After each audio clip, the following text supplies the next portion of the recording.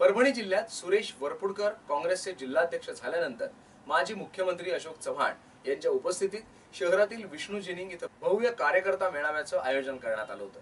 वरपुडकर हे राष्ट्रवादी काँग्रेसचे राज्यमंत्री होते। राष्ट्रवादी सोडल्यानंतर त्यांनी काँग्रेसमध्ये प्रवेश केला।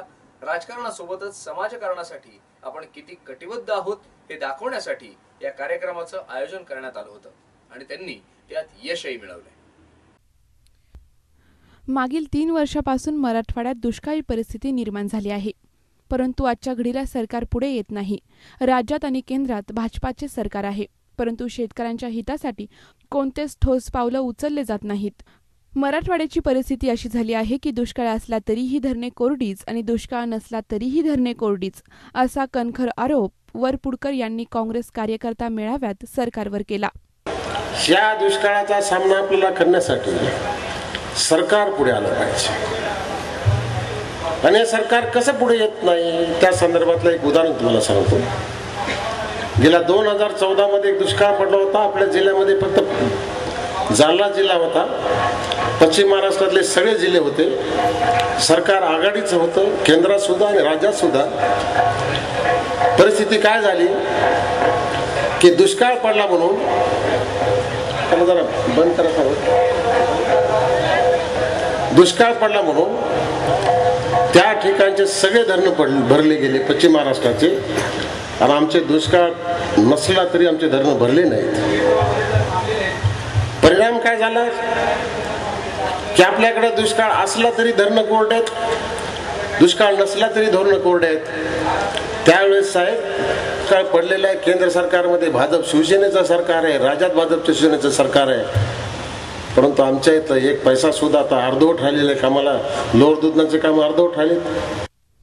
परभणी येथे पक्षांच्या कार्यकर्ता मेळाव्यासाठी प्रदेश अध्यक्ष अशोक चव्हाण परभणीत आले होते।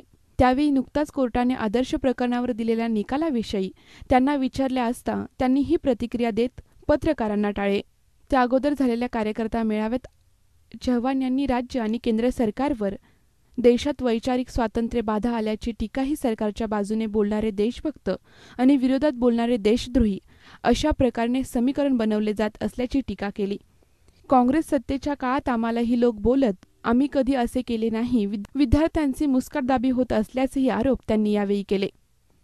आपण बोलत असताना सरकारच्या बाजूने बोललो तर आपण देशभक्त आहोत आणि सरकारच्या विरोधात जर बोललो आपण सगळे देशद्रोही आहोत, अशा प्रकारचं नवीन समीकरण हा देशामध्ये सुरू झालेलं आहे। मला सांगा, आमच्याही काळामध्ये आमच्या विरोध लोक बोलायचे। काँग्रेसचं शासन असताना सुद्धा काँग्रेसच्या नेत्यांवर, काँग्रेसच्या मंत्र्यांवर, काँग्रेसच्या सगळ्या प्रमुख लोकांवर टीका व्हायची, टिप्पणी व्हायची, त्यांच्यावर त्यावर आरोप व्हायचे, परंतु आम्ही त्यांच्या विरोधामध्ये कधी देशद्रोहाचा गुन्हा आम्ही लावला नाही।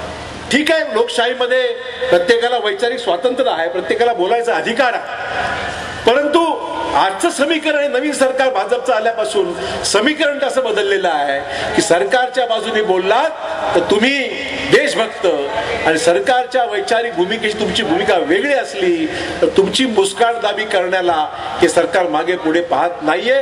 हा प्रत्यय जो आलेला आहे तो विद्यार्थ्यांना आला, तिथे कन्हैयाला आला, तिथे आंध्र प्रदेशमध्ये विद्यार्थ्यांना आणला।